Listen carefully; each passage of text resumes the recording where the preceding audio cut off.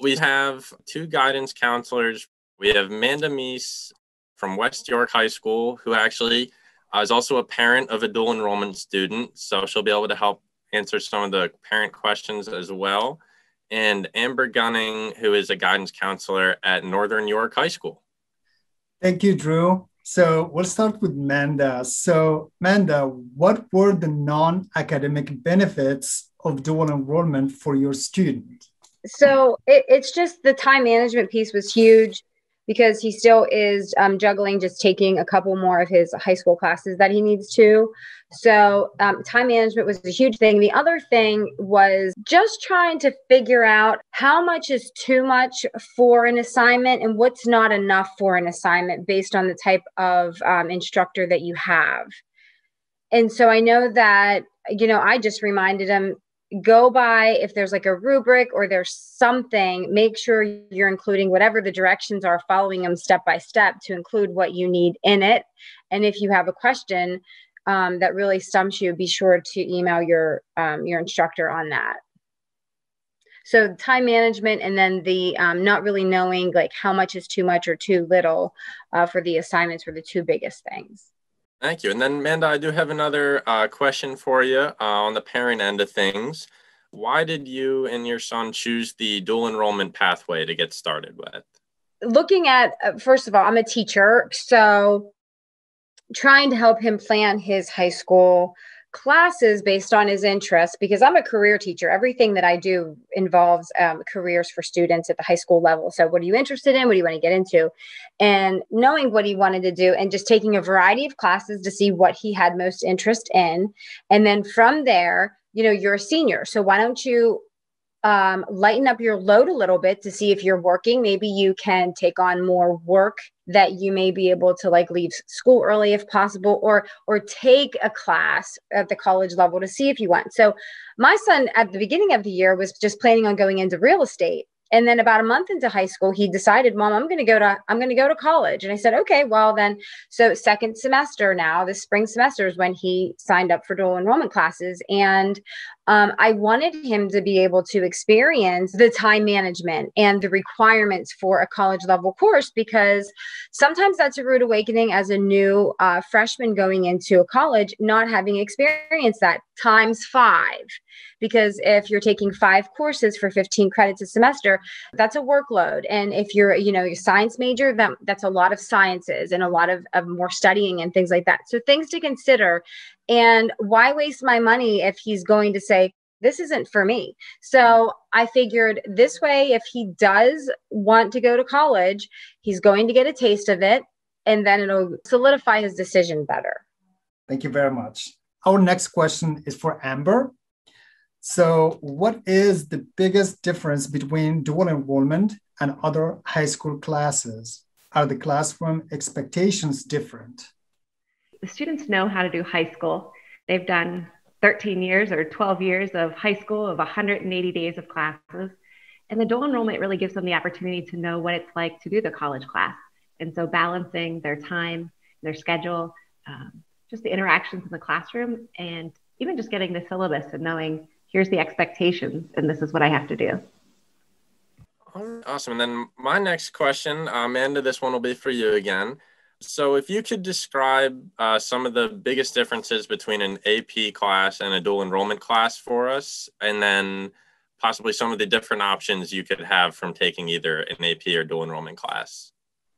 Okay, so because I'm not a specific guidance counselor, I did ask my son how it works for his school, and he said that he's heard that a lot of the AP classes at the high school almost seem like a dual enrollment class. It's just a heavier workload, so I can't necessarily speak to that 100%. Okay, and then Amber, sorry to put that on you as well. If you have any other input for that, I'm sure we'd all appreciate it.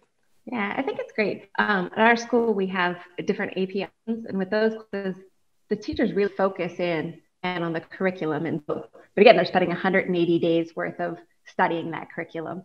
With the college classes, I wouldn't say they're easier or harder. They're just a different format. And so it prepares a student a little bit more for what the classroom is going to be like. So I have some students who might take an English dual enrollment and still do an AP English. It really just depends on where they're headed and how much they want to focus in on that subject. one of the benefits of the dual enrollment class is that as long as you do well in the class, you're guaranteed that credit. Whereas an AP class, you may be in that class all year doing a lot of great learning, but it comes down to how well you do on the exam. And so for some of the students who taking that one exam and getting the credit depends on that can be difficult too. So I think it really depends on the student on what's the best, but I think it's a neat opportunity when students get a chance to do both. Thank you. Appreciate that. So this is another question for Amber. So how do HACC classes fit in with graduation requirements, and are they factored into the GPA? Those are great questions. Yeah, each school handles it a little bit differently. At Northern, what we do is that any college class that they take matches back up and they earn the high school credit. So if it's an English class or a communications class, we match it back up and give them their high school English credit for it. Some of the electives, we just have them come in as elective credit. So we really encourage them to work with us to make sure the classes they're taking line up. As far as GPA or rank, how that impacts, because it's a different system with being outside of the school, we do not count it towards GPA or rank. So we show it on our transcript, English 101, they get an A in the class, but it doesn't impact high school GPA or rank. And for Amanda, just very quick question. So Amanda, since you are a parent of a dual enrollment, what is the best advice you can give to these parents who are with us tonight?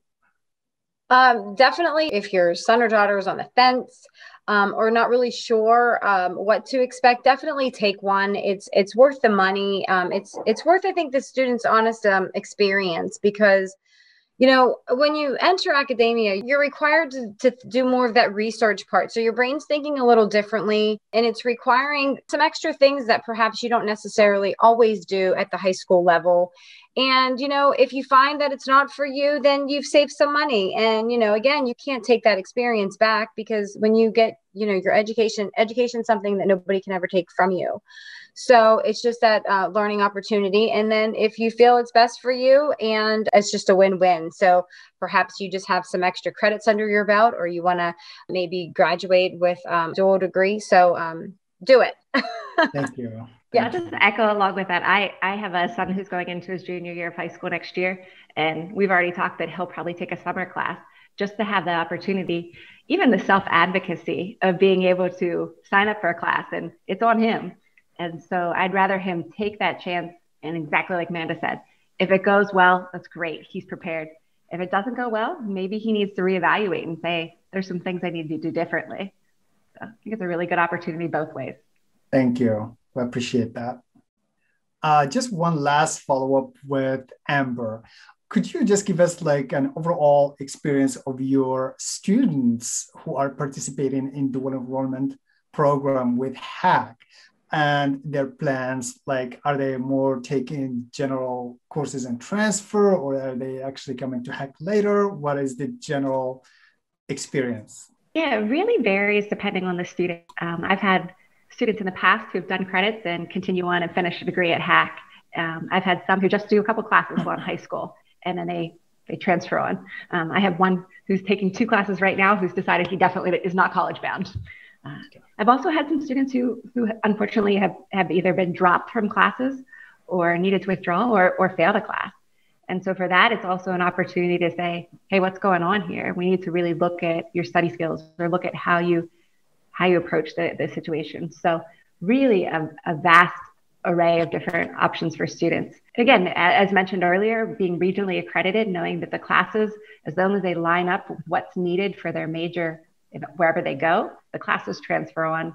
Very positive experience. I would definitely say the confidence is probably the biggest thing that I see with the students who do it and do well. They know, oh, I can do this. Also in high school, they're so worried about every percentage point.